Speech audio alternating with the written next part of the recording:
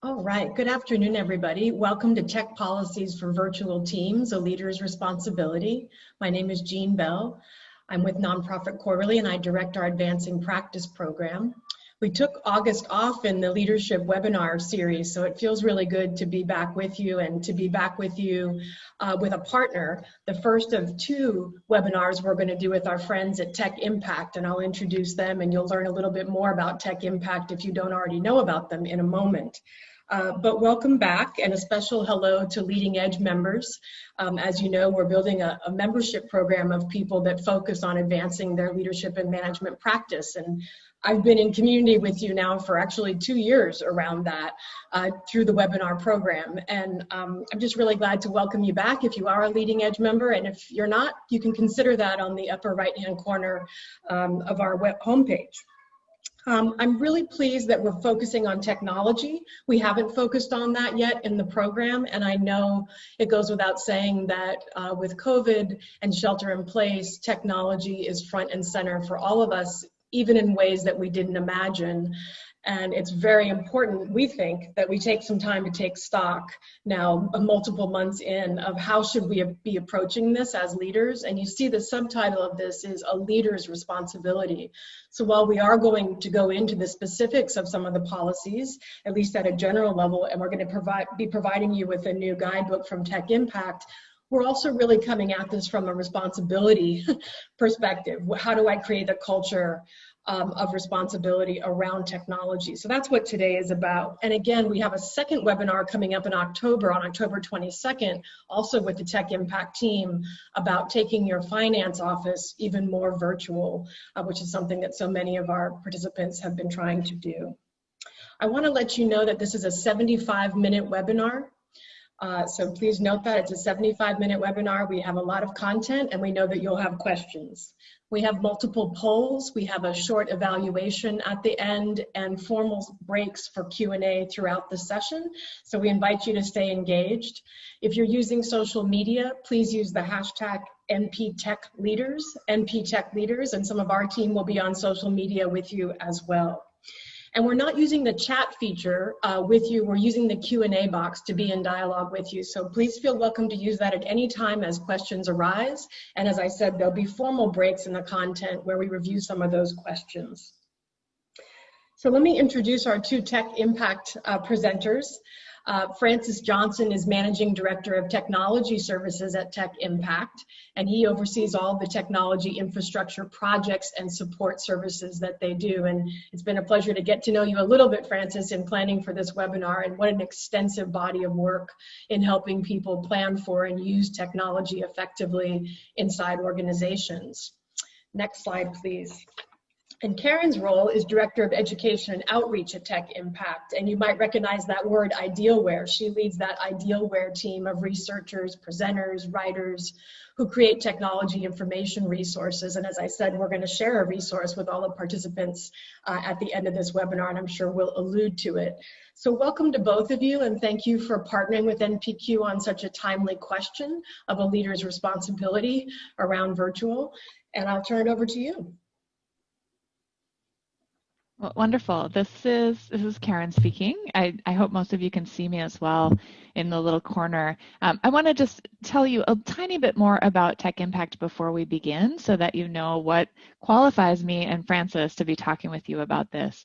Our organization is a nonprofit, and we are on a mission to use technology to better serve the world.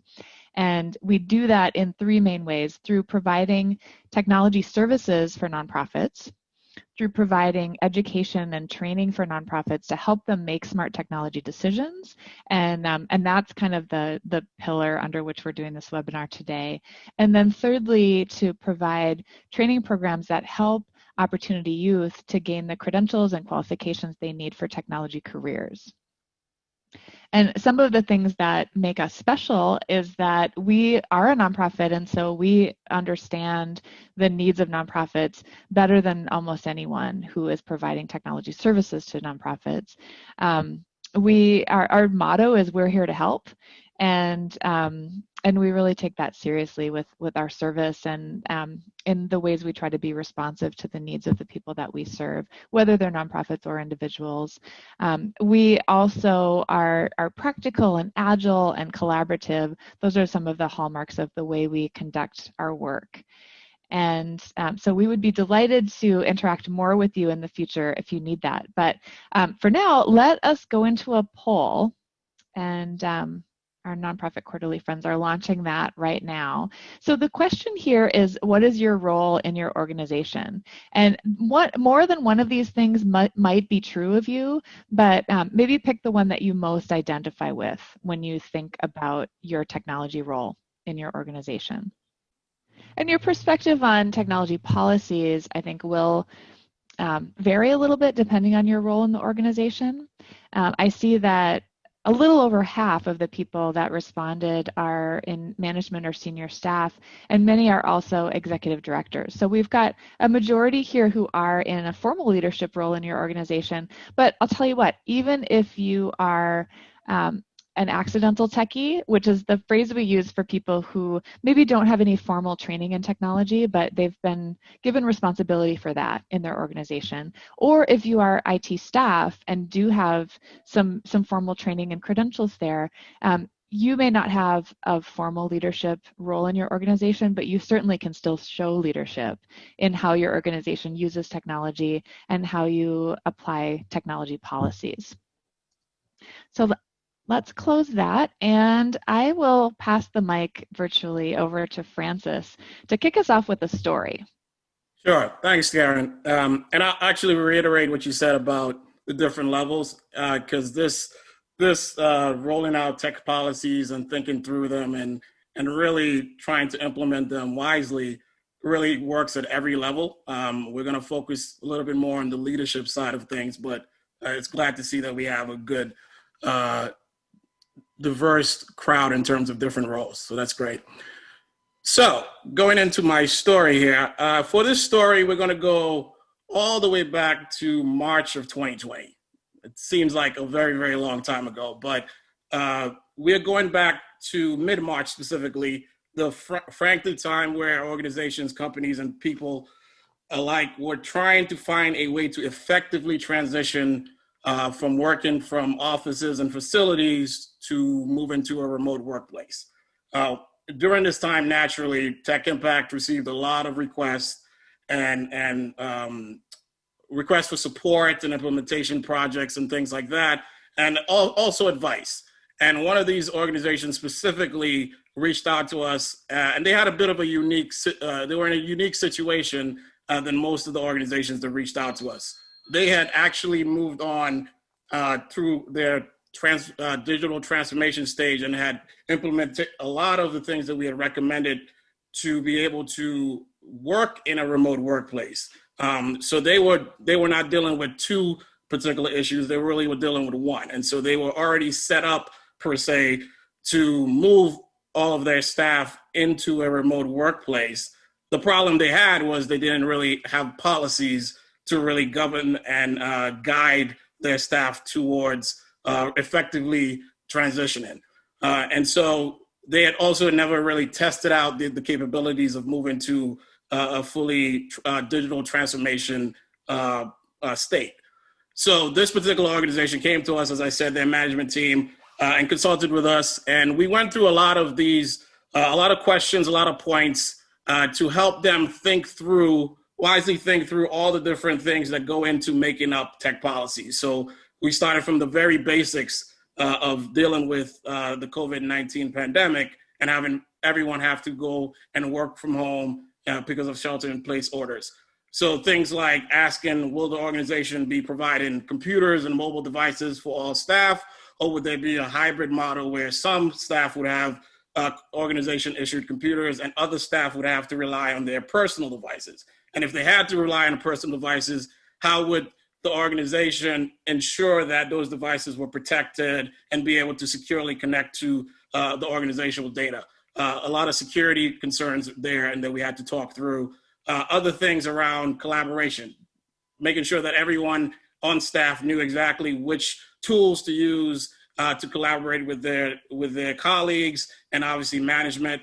And one of the bigger ones that we had to go through was also the fact that your office had now turned into multiple offices, sometimes across the United States, and having to deal with different networks. And what the question was really, were the networks and the internet bandwidth at each person's home adequate enough to do the job? So we went through a bunch of these questions, went through a bunch of scenarios, helped them build their policies. And some of these points that we went through with this particular organization client, we're going to go through in this webinar today.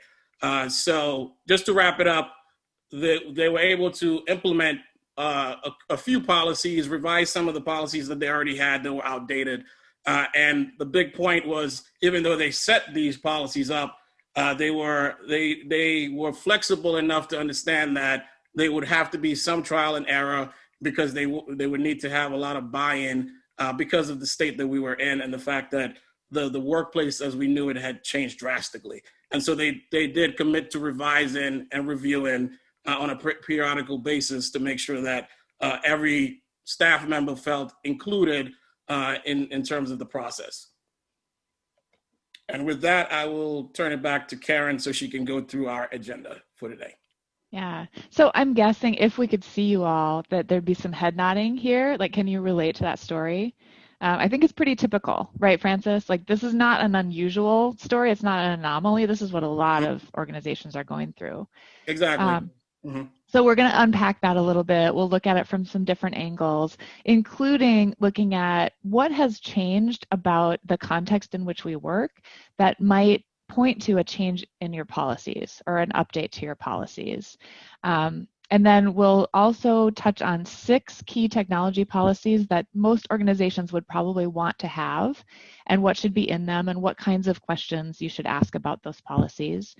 We'll talk a little bit more about your role as a leader and your responsibility there. And as Jean said at the beginning, we'll be taking questions throughout. We'll also allow just a little bit of extra time at the end for remaining questions. And also toward the end, we'll be sharing some additional resources for you to be able to work through this and build your own policies and strengthen your policies. We won't be covering whether you should allow employees to work from home or in what circumstances.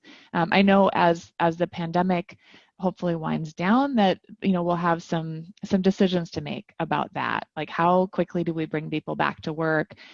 Do we maybe allow some people to work from home indefinitely? So what we're assuming here is that you do have employees working from home, at least some of them, some of the time, for the foreseeable future.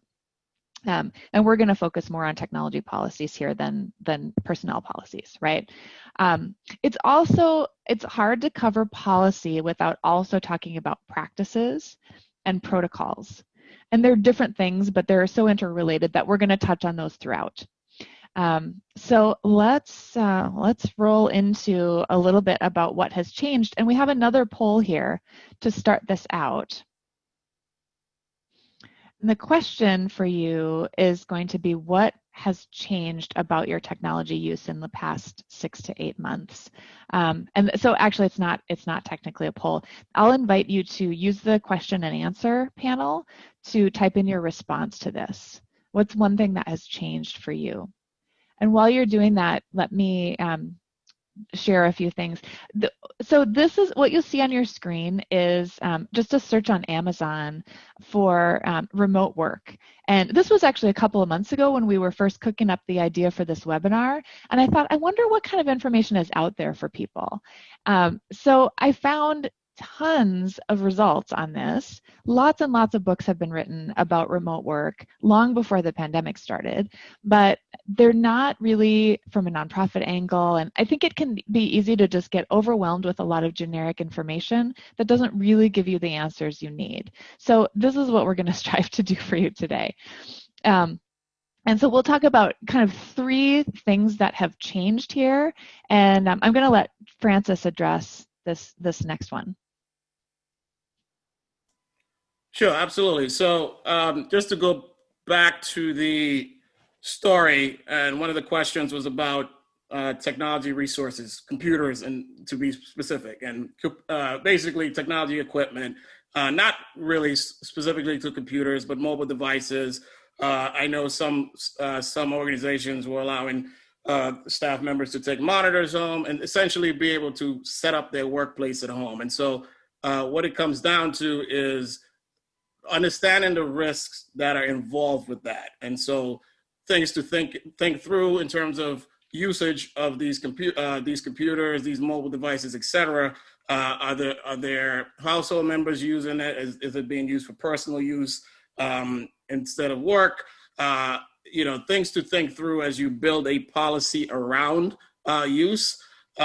With also understanding that because things have changed and the fact that essentially everyone is working from home, there might be a situation where you have to kind of loosen the grip a little bit on some of these policies to accommodate for the reality that we're in right now. But understanding those risks, still understanding those risks and laying them out as you build your policies are very important. Next slide, please. And, yeah, Francis, we have a whole bunch of responses that have come into that question we asked at the beginning of this too.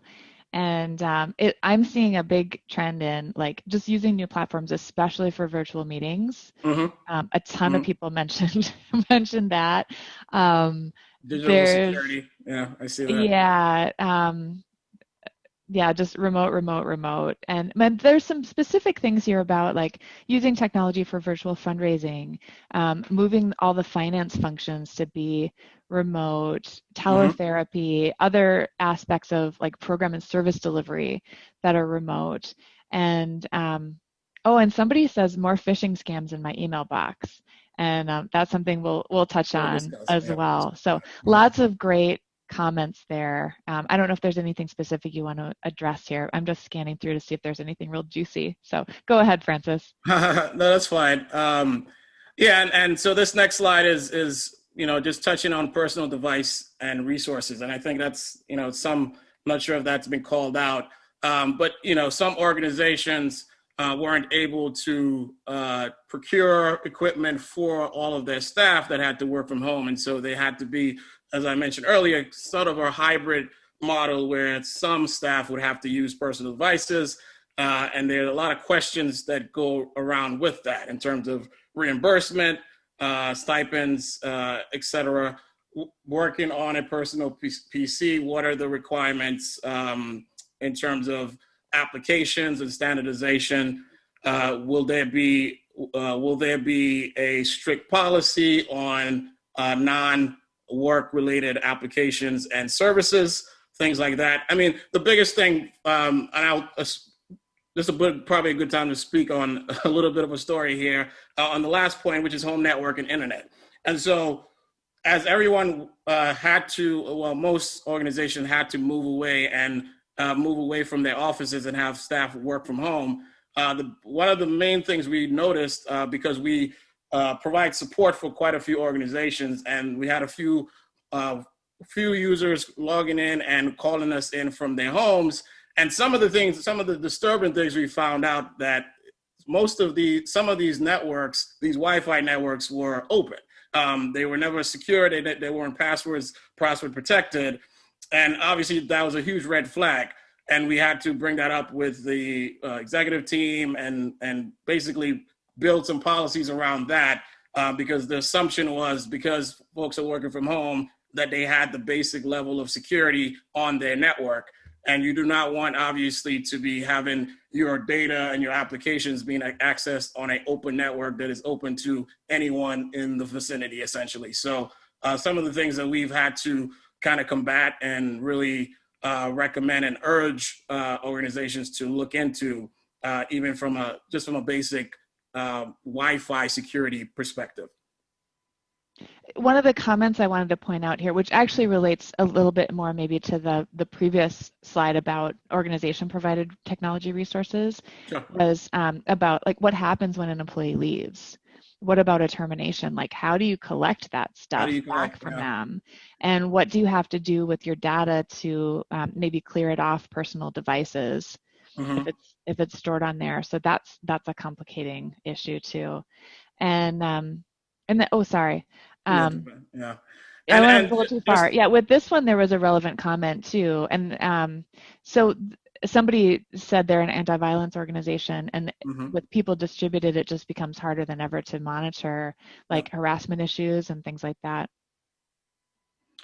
So yeah, I think yeah, adjusting habits and trying to remain connected and organized and secure. I think the probably the underlying theme that you'll be keep hearing on this webinar is security, and it's important because we are now spread out to be able to make sure that the level of security needed isn't ignored or put to the side. So there was three things that we try to point out in terms of things that we noticed that have come up in terms of issues or things to really consider: sharing passwords, shadow IT.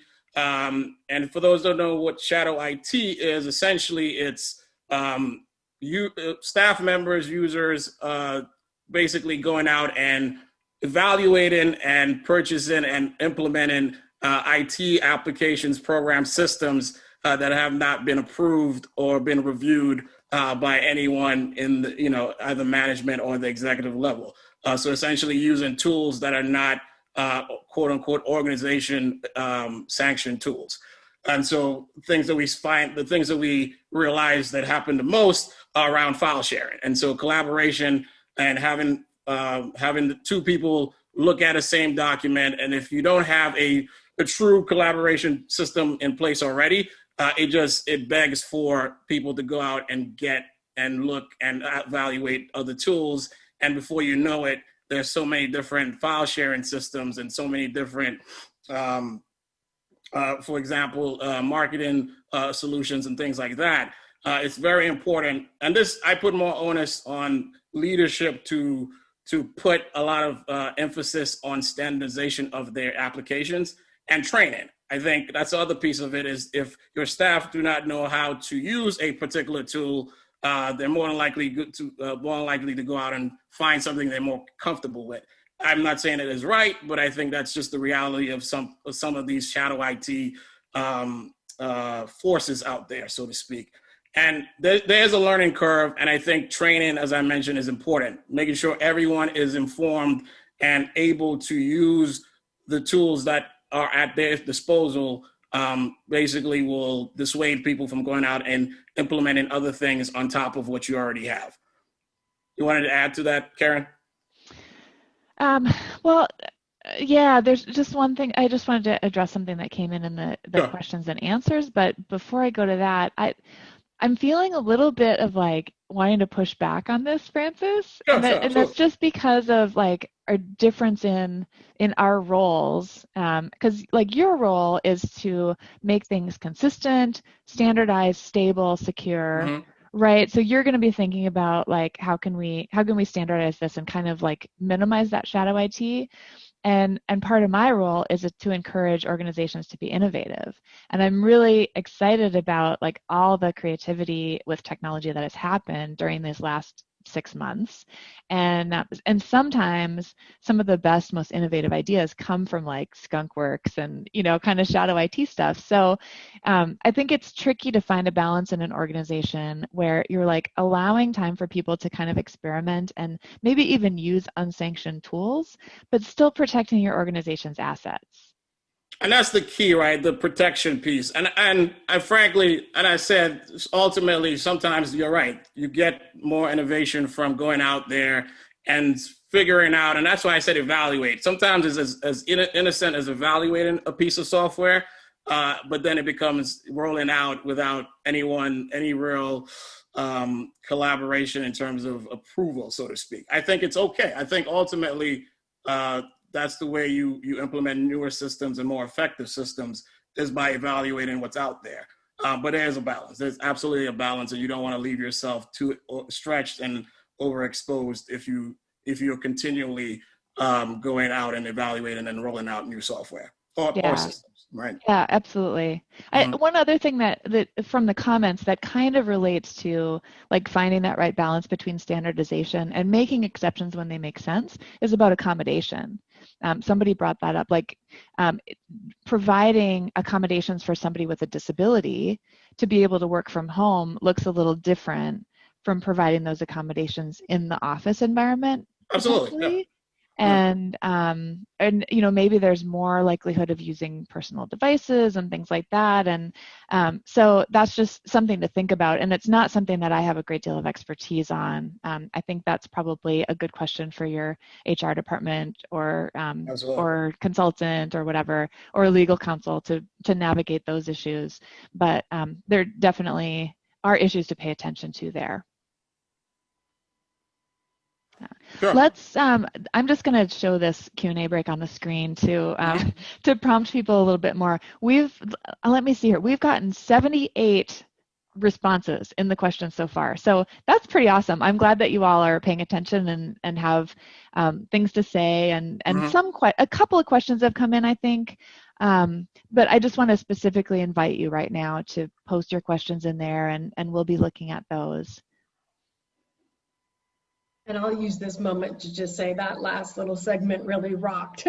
That's, you know, having you both show us that there's always 2 or 3 or 4 sides to the coin, and that the leadership dilemma is trying to balance all of that was super helpful. And I also want to thank you, Francis, for lifting up training, because I think in my nonprofit experience, you know, even if we're allowing for the tension between shadow IT and innovation, training is often under supported, and so that innovation, even when it does percolate, doesn't get trained in and integrated well enough, even if that's the spirit of accepting it. So I love that you raised that, Francis, but thank you both for sharing that multifaceted question with us. Yep. Yeah. Absolutely. There was a little question about work-related injuries here too. And so that's, I mean, to extend what I said about accommodation, there's some things with Fair Labor Standards Act that might come into play here. OSHA, workers' comp, that kind of thing. There was an article, I think from last week in Nonprofit Quarterly about that, and I can't get my hands on the link to that right now, but maybe somebody from NPQ has that to put into the chat to share with people. And that had some more information on the legal and human resources aspects of working from home or working remotely. So I'm just looking through here. There's one question. Okay, go ahead, Francis. I see one that's been asked twice now. I think it's about the employee that leaves scenario.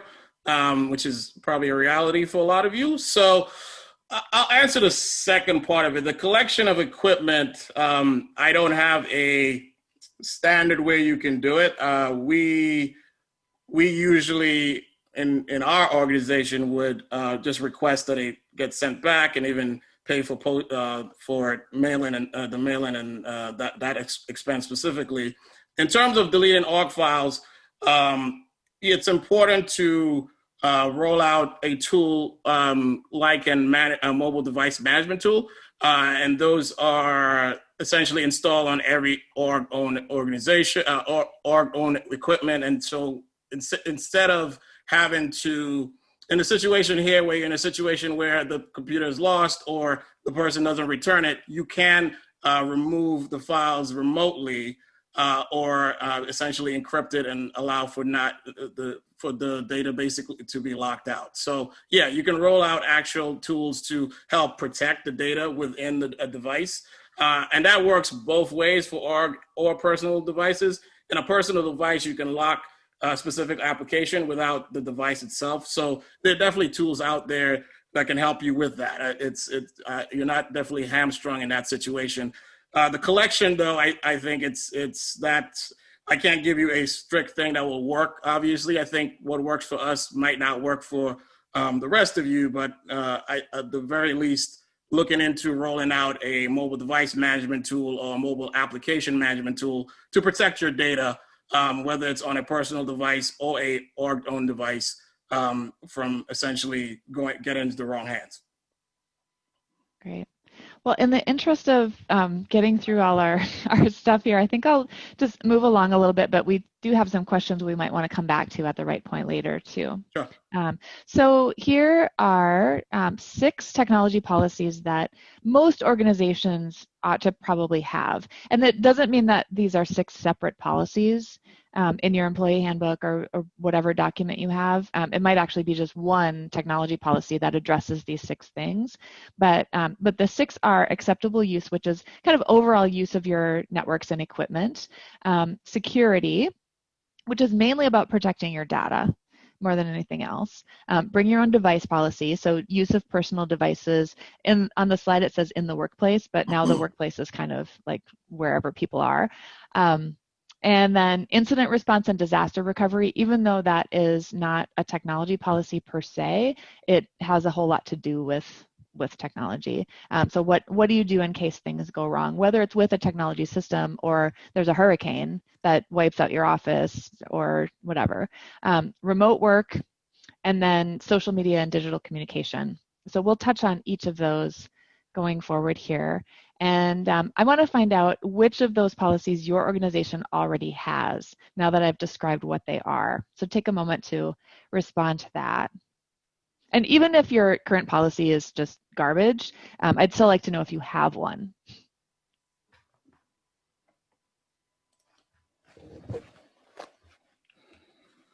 Well, we're getting a lot of questions, Francis.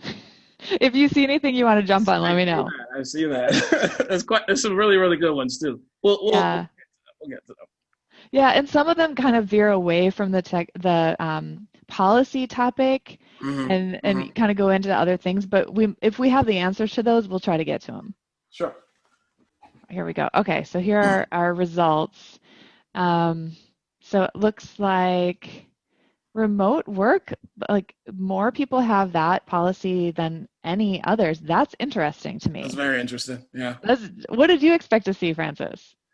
Acceptable use for sure. That's pretty standard. I mean, remote work makes sense because everyone has had to work remotely, and so I'm glad everybody kind of picked up and ran through and set up policies around that. It makes the most sense in the times that we're in, for sure. Yeah. Oh, very interesting. Okay. Well, so we're going to ask you later which of those policies need work. So keep that in mind as you're listening here. But now we'll talk a little bit about each of these policies in turn. Sure. So yeah, let's start with acceptable use. As I mentioned, it's usually a pretty standard policy, and essentially it's what the agreed upon standard for your organization and the use of equipment in your organization from a tech perspective specifically. And so, we have some questions here about what could go wrong. Yes, misuse of equipment, especially now. And I think there was a question about damaged computers and things like that. Low productivity, bypassing security measures for sure. Is something that's very important that a lot of organizations reach out to us about. When considering the policy, this particular policy, rewriting it or creating it from scratch, there are a few things that you can consider. For example, number one, thinking about the equipment itself, who maintains it, who fixes it, and how. So some of you might already you might have IT staff internally. You might be, contracting with a third party to help you with, help desk support and maintenance. Does that contract go through the home users at this point? Some vendors might kind of fight back on having to manage home users and home networks because they don't have much control over that. But it's important to understand and kind of weigh what that might be as you build a policy in our current time, right? Who can install software? That's very important now. Can people use orgs IT, as I just mentioned, for personal or commercial purposes? Well, that's different. So in this situation, if we went above the workplace and a user or a staff member had an issue with a personal device that had nothing to do with any of the applications for work, is that something that's acceptable now than when everyone had to work from home, work from your offices, and it will actually on a org issue computer, and commercial purposes as well. Questions to ask, it might just be no for both of those, but this is something that you have to consider. Automation and remote access support, two things that are ideas to help combat these particular scenarios. Automating installations, automating fixes, and providing IT support for your remote workers, essentially. You want to add to that, Karen? Well, yeah, I remember we were talking about this a little bit yesterday or the day before about the personal use of organization-provided devices, right? Yep. And I said, well, what if somebody wants to watch Netflix on their like company laptop? Yeah. And I mean, I say company. I mean, I know we're not companies, but it's just an easy shorthand to explain that. So like if you're in an office environment, you're probably more likely to say no. That uses a lot of bandwidth. It's going to compromise the availability of our systems and whatever. So no, you can't watch Netflix at work. Like even when you're on your lunch break, a lot of organizations just say no, that's not okay. But if it's 8:00 in the evening and I've got my organization laptop at home and I want to watch Netflix, like who cares? Right? So it feels like some of those kinds of policies maybe actually need to be loosened up right now, whereas other policies probably need to be tightened up a little more than they were before. Yeah, absolutely. Yeah, that was a good point. And I also mentioned in terms of the personal devices and having a say on what people can do and not do on their personal devices might not go far at all. I think you can obviously make sure people are productive and are using the tools that you have in your organization, but ultimately there's not much control there, right? So there's something to weigh in terms of that, weigh the personal versus the organizational device and exactly what you can kind of impose on a person at that point. And you're right, even with org computers at 8 p.m. and I watching Netflix on my home network with my home internet that hasn't been reimbursed or will receive a stipend on, at this point, I don't think that's something that people should be coming down on staff members for at all. So yeah, you're right. There's some things that should be acceptable now that they weren't pre-COVID. So let's go to the next slide. Yeah. So data security. So we're going to park here a little bit because there might be some more questions around security, and really it's important. It's important because even though we are dealing with a global pandemic and all and racial tensions, et cetera, this has not deterred all the bad people on the internet. You become more and more vulnerable as you allow more and more folks to work from outside of your controlled network. And so you being more vigilant in this time is absolutely a must. And so the things that could go wrong, this shouldn't be a surprise to anybody: lost data or theft, compromised privacy, and obviously a harm to your reputation if you did actually have a breach. Things to really, really consider are redefining your access levels and permissions. Whatever you thought you had in terms of permissions and access levels, you should look into and review and redefine if possible. It's just a lot different when you're dealing with disparate networks and disparate computers and systems. And so really, really dig into that. Enabling security protocols that you might not have wanted to enable in before. Multi-factor authentication. I can tell so many stories about organizations really just not wanting to do that. It's such a important piece of securing your network that it shouldn't even be a conversation, frankly, at this point. Putting in MFA, rolling out things like email encryption and password management. And I can speak on that a little bit more. It was in another slide. I usually would not ever recommend sharing passwords or sharing accounts. I truly believe if you have systems and you want to secure them, at the very least, everyone should have an individual username and password and have some type of authentication that's unique to them. But if for whatever reason, whether it be a licensing thing, maybe it's a software limitation, and you have to have a password and username that multiple people have to have access to, there's ways to securely do that. Rolling out a password management system that have individual connections to, and that you can control who has access to that particular password is definitely the way to go. So rolling out tools like that, rolling out protocols to really secure your organization and your data and your applications is paramount now. And so also we roll out things like backup and conditional access policies and things like that. Do you want to, and I'm going to keep asking if you want to jump in on these slides, Karen, but did you have something to add? Maybe I'll just focus on trying to manage all the questions. A whole bunch.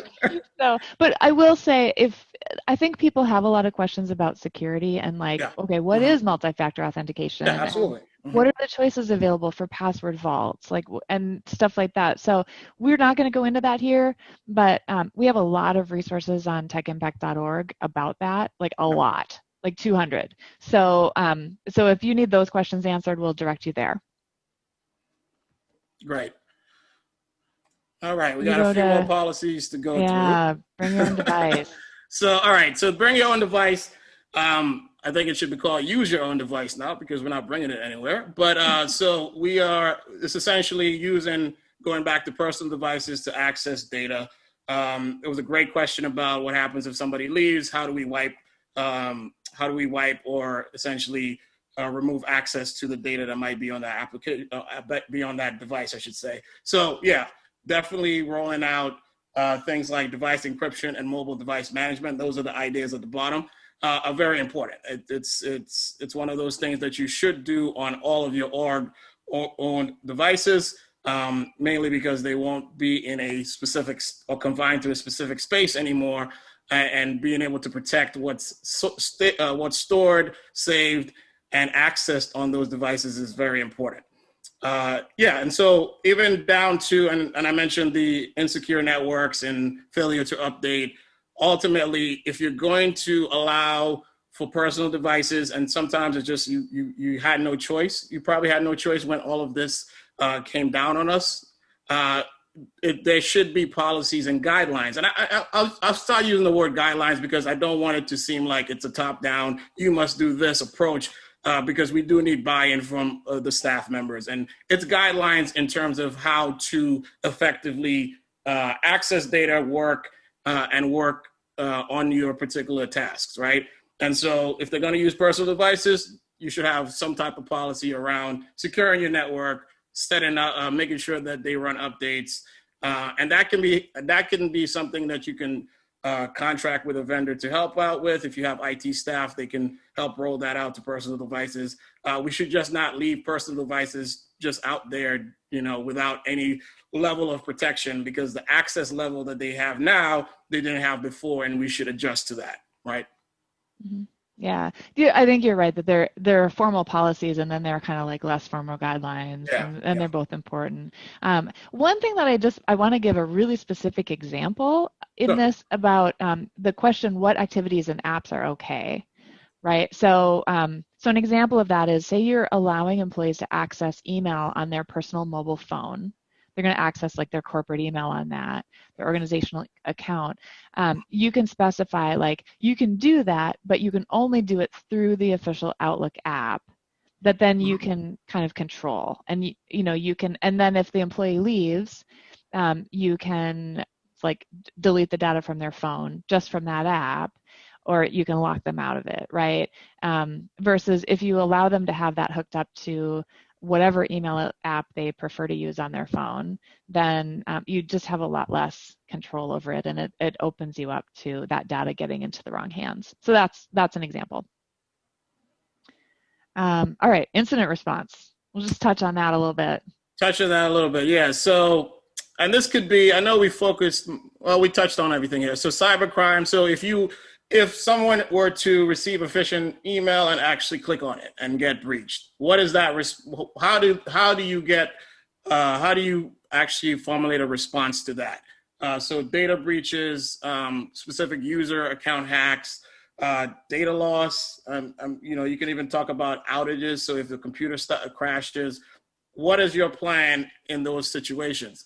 Probably in the office, you had an internal IT team that would just, you go down go down the hall, you say my computer crashed, and they would probably fix it. What's the process now that you're dealing with people in different residencies, different parts of the city, parts of the state, et cetera? How are we going to centralize resolving issues, major issues that happen on the equipment level side, user level, or even organizational system level?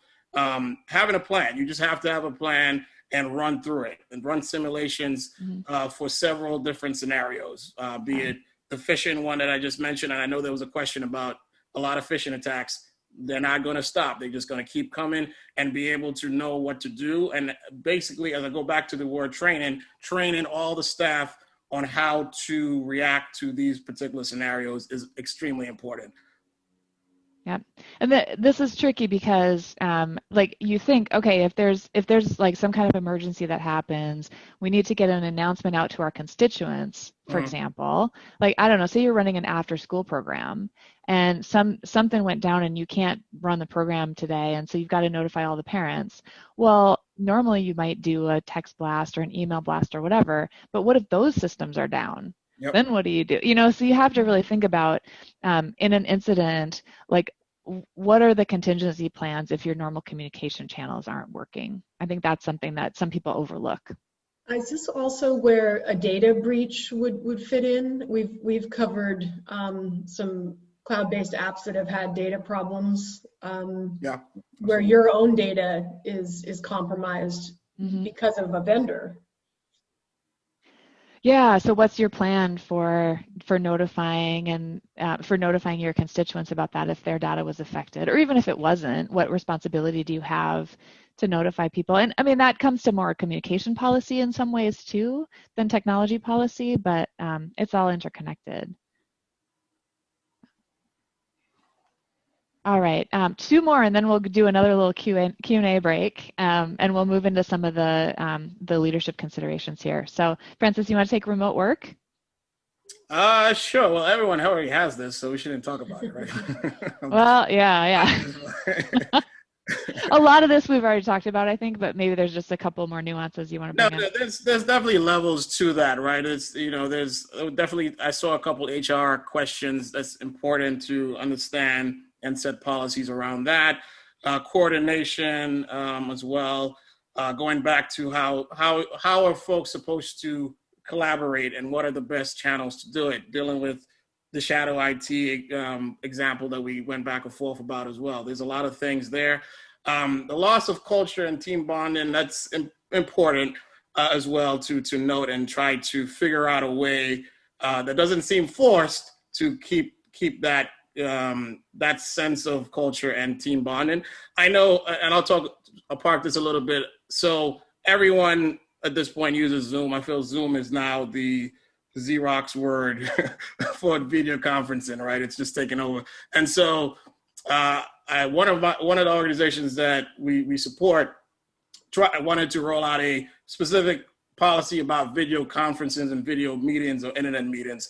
And the one thing they wanted to do was force or require everyone to turn on their camera during meetings. And if you just look at it, at one level, it's good. There's good intentions there, right? It's like you want to make sure everyone sees each other and can continue to have that team bonding. On the other end, I asked them to think through the fact that not everyone might be able to do that, number one, or be in the right space to be able to turn on their camera at every single video a call with video conferencing. I myself don't always turn on my video. There's times I feel like there's certain meetings that don't need that per se, and I think there's sometimes that obviously if it's a staff meeting, there's enough time, everyone has been asked to turn on video. It makes sense. I think the requirement that every single call be on video, I thought that they should probably step back and probably get some feedback before rolling it out kind of top down, and getting a better sense as to how staff feel about that. Because ultimately we're already in a very uncomfortable situation.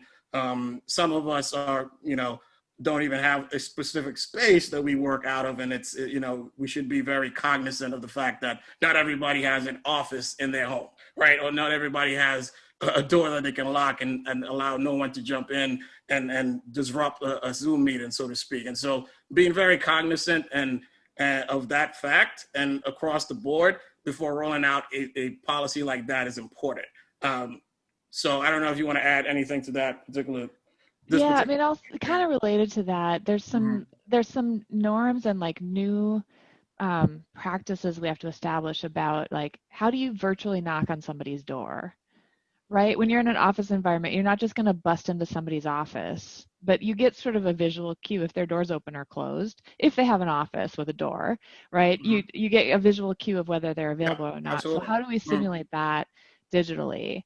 Yeah. And like on my team, we've worked remotely from each other for a long time, and we just have this practice of instant messaging each other first before we initiate a video call. Yep. We send a message like, is this a good time to talk? Whatever. And we also use our availability to some extent. We're on Microsoft Teams. We use that a lot, and you can use availability in there to indicate whether you're open or not. So so that's less policy and more just about office or like team practices, but that's an important thing to think about. Yeah, absolutely. And then finally, social media and digital communication. Yeah, you know, I think this came out in some of the comments and questions that people are thinking about this.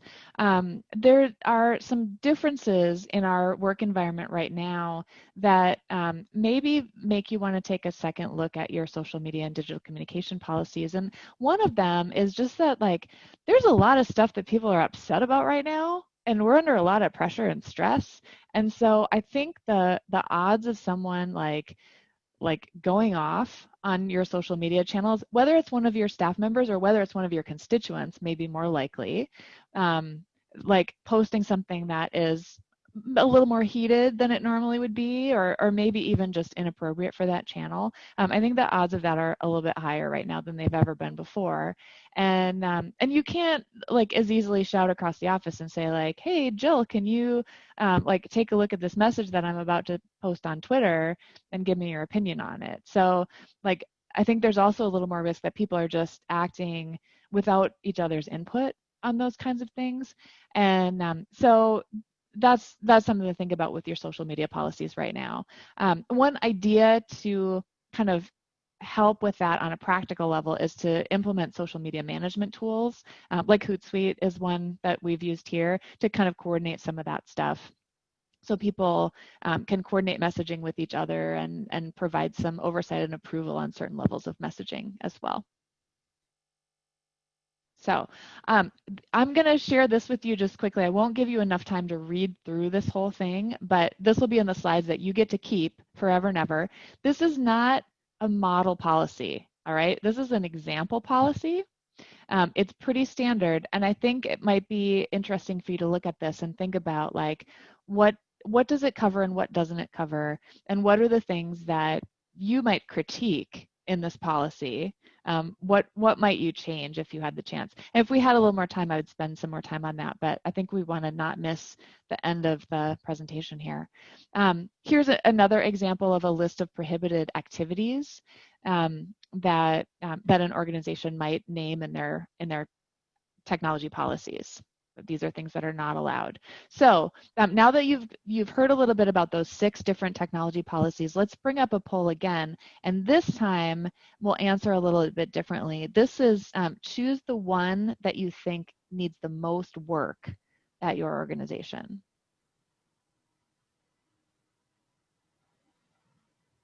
And then right after this, we'll have a quick little Q&A break as well.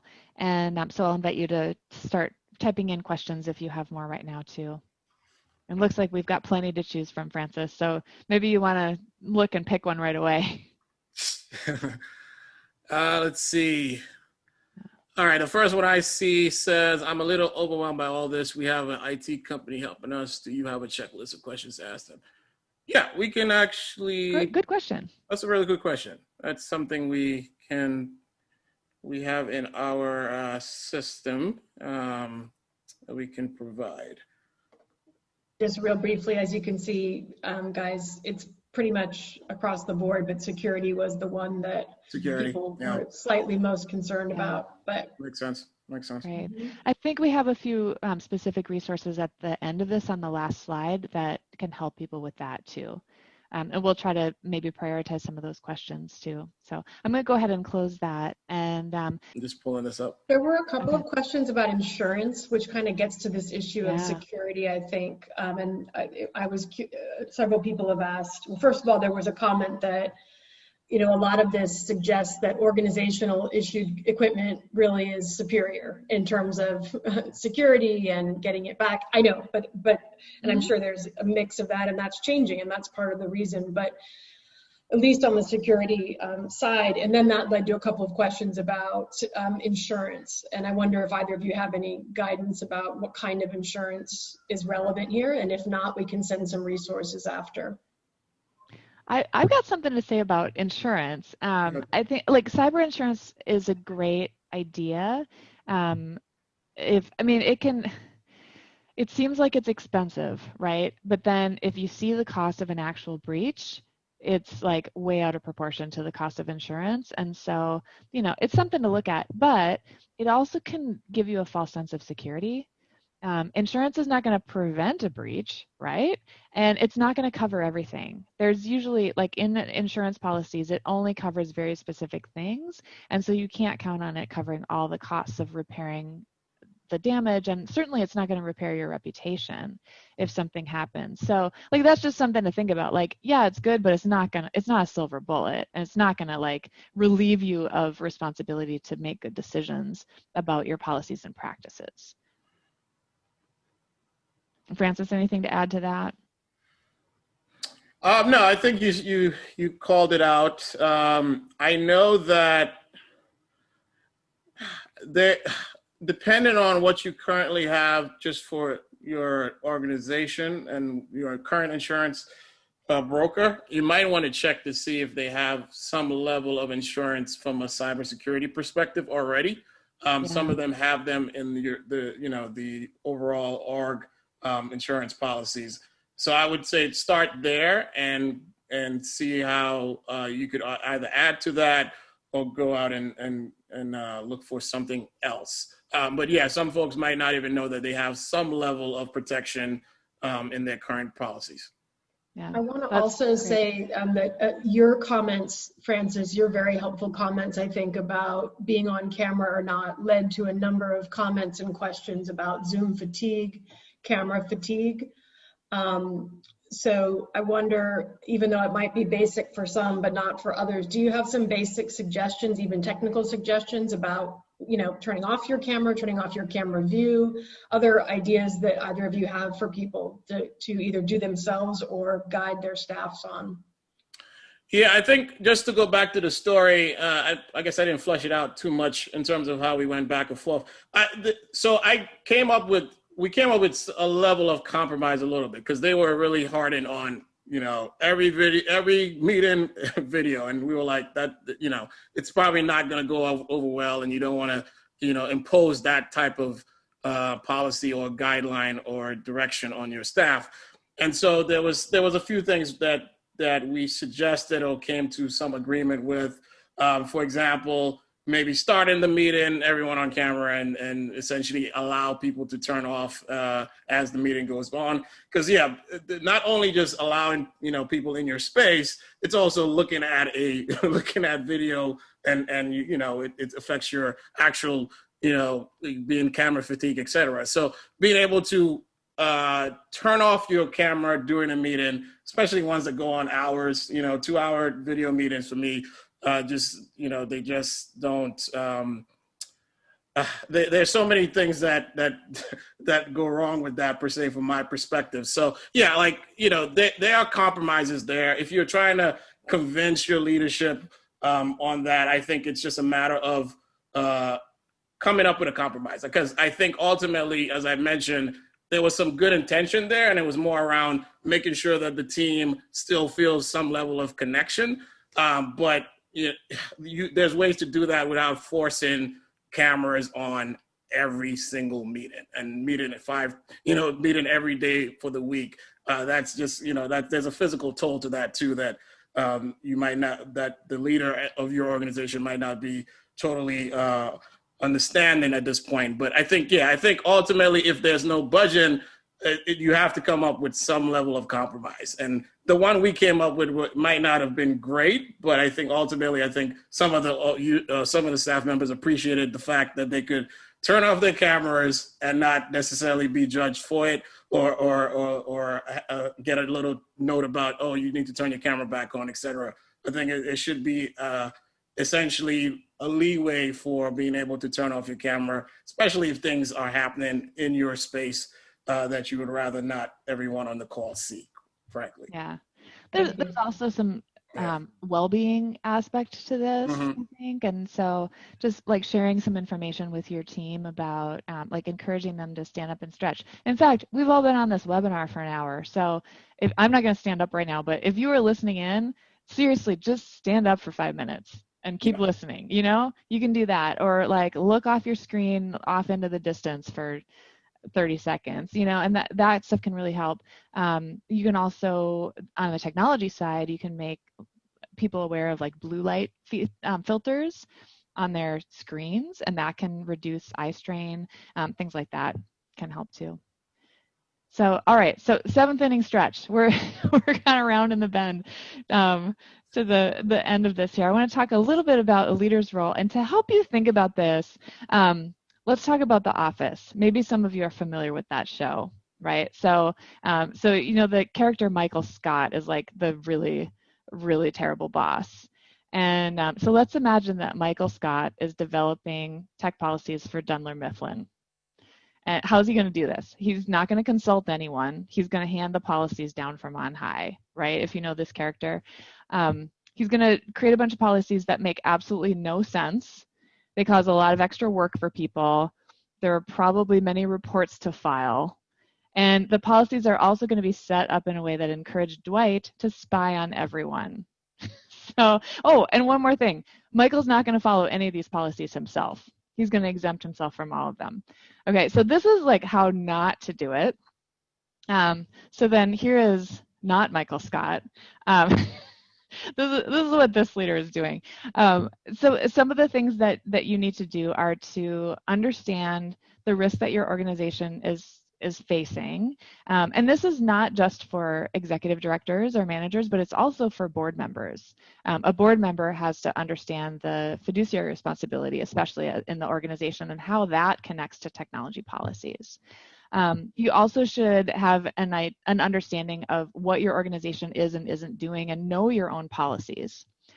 You can set the tone by tying policies to your mission and to your success as an organization and the best interest of the people you serve. You can make your policies accessible, and that means making them easy to find and understand, accessible to different kinds of abilities and learning styles. So maybe not just a written document, but maybe you also present your policies in alternative formats that make them more accessible to people. And making sure that everyone knows about them as well. So that's about communication and training. And then making the policies humane is important, but at the same time, holding people accountable to following them.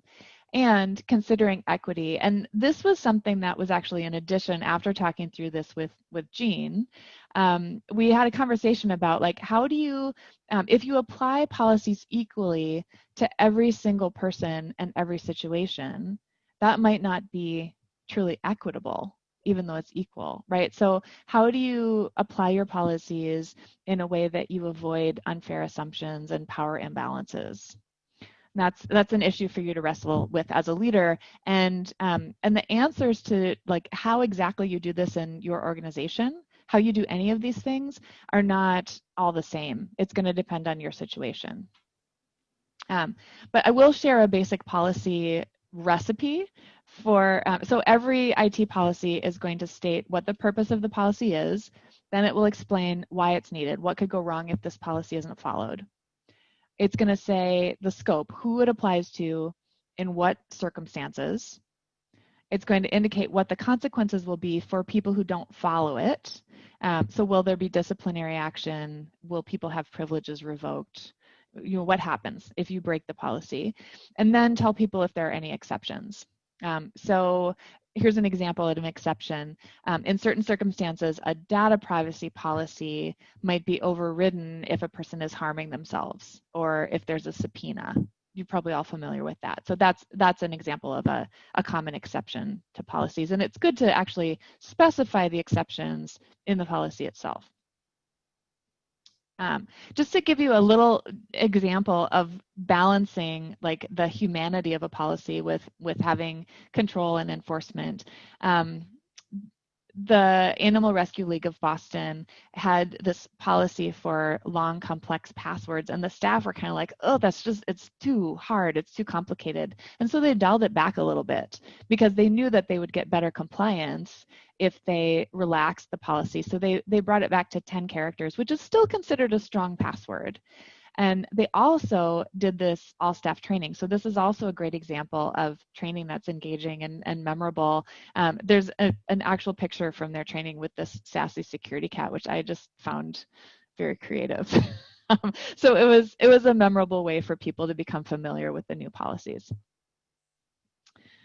And I'll leave you with this too. This is just a checklist that you can keep if you want to just like kind of go through a disciplined process of reviewing your policies, or if you need some structure for this, here it is. You'll probably want to review the policy with your HR manager or with a consultant if you have one. When you're soliciting input from your team, some ideas are posting it for comment. If you have a place where you have shared files, or a wiki or something like that, you could post a policy for open comments. You could go over it in a meeting and discuss it.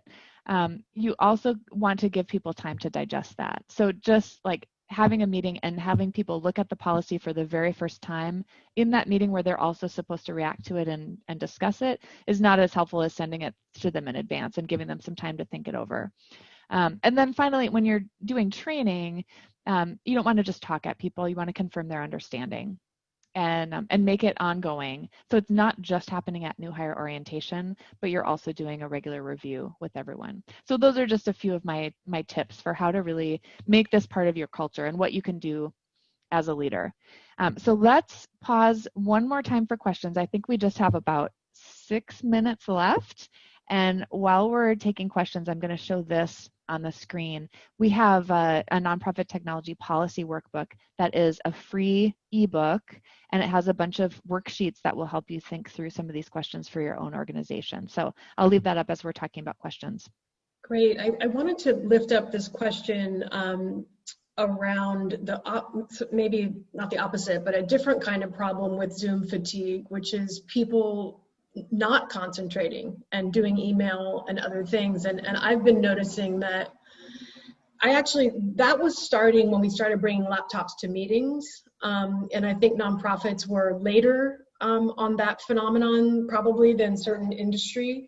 And I saw it in my own leadership where it felt kind of sudden. People were bringing laptops to staff meetings and meetings where they weren't really being asked to use a laptop, but they had it there. And of course, now that they have their email on their phone, right? But I think looking at a laptop seems more okay than looking at a phone still in an in-person meeting. And what's getting transferred, of course, is we can see people on Zoom that are probably doing email, right?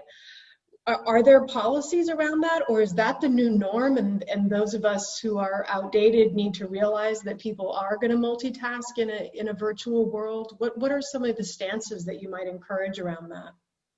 Oh, what was the question, Jean? I was just looking at my email. Is there policy around that? If we are on a Zoom. Oh, okay. Good one. Yeah, I got you on that one. Yeah, I haven't seen formal policies on that. I've just seen like group norms around that. And I mean, honestly, what it tells me when my team are looking at email during a meeting is that the meeting is boring and it's not, and the meeting is not like accomplishing what it's meant to do if they're not engaged. But yeah, Francis, have you seen policies on that? No specific policies. I think it was more policies about conducting a meeting and basically making it more engaging. I feel like that's what it comes down to. And so I know what I do in my team because I just know because they love to multitask is to essentially kind of engage them in terms of having them bring something to the meeting itself, and so they are actually participating and not just hearing me talk, which I'm sure they love. so that's, I mean, it really comes down to engagement. And then there's been, thank you, there've been a number of questions about ergonomics, and of course, again, I think nonprofits were probably late to that movement when we were in person, and maybe some were starting to kind of take that more seriously and invest in it in the office space. And just when they were maybe getting that together, it went home, or for some employees. So any thoughts on how to encourage staff around self-care, injuries? I know this isn't an HR webinar, but being mindful that people could be hurting themselves working for you at home, et cetera. Is there anything we can do in that realm? Yeah, I love when I see organizations just like making equipment from the office available to people at home, delivering it to their houses, whatever, if that's possible. That avoids, maybe having to double up on equipment. If people are just always working in one place or the other, then just transfer that stuff. But it can feel cost prohibitive if you don't look at the whole picture. When you really think about like, what is the cost of not providing that, then maybe it starts to look a little bit more affordable. Yeah, I personally think it's important. I don't often see that in policies, not yet, but maybe that will change. Yeah, somebody also mentioned a screen time policy. So there's a whole thread here, and when we put together the resources, we might be mindful of that on the NPQ side too. We can add some things, but there's been such a movement in nonprofit HR to focus on wellness beyond benefits. Now this is beyond health benefits, that is, this is kind of throwing another wrench in that, because we're not creating a single environment for people. Yeah, absolutely. We all got to take care of ourselves and each other right now. And I mean, of course, that goes beyond technology, but it's a double-edged sword, right? Technology can solve a lot of problems for us. It can be a great tool, but it also can be harmful. And so we just have to be aware of that and make sure that our policies are keeping that in mind as well, right? Right.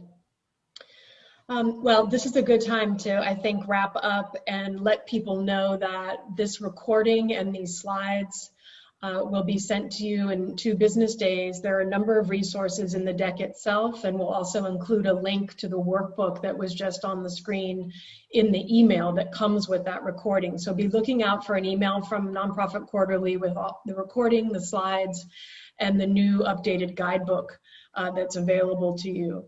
And I want to thank you both, Francis and Karen, for your really thoughtful prep of this and delivery, both in terms of the slides, but also being so responsive to our questions.